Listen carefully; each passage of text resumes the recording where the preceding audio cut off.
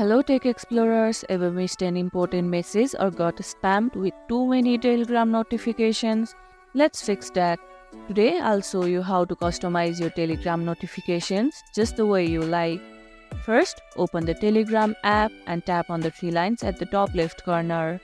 Now go to Settings and tap on Notifications and Sound. This is where all the magic happens.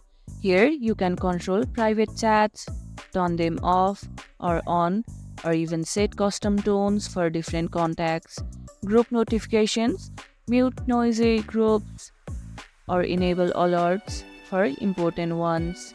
Channel notifications, follow your favorite channels without getting overwhelmed. Want zero distractions? Tap Disable all notifications for some peace and quiet.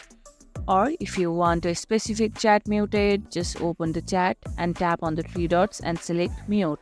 You can choose 8 hours, 2 days, or forever. You can even set custom notification sounds. Just tap upload sound and pick any audio clip you like. What's your notification style? Silent mode or full alerts? Let me know in the comments below. If this tutorial helped, make sure to like, share, subscribe, and stay tuned for more tech tips. Thanks for watching, and I'll see you in the next video.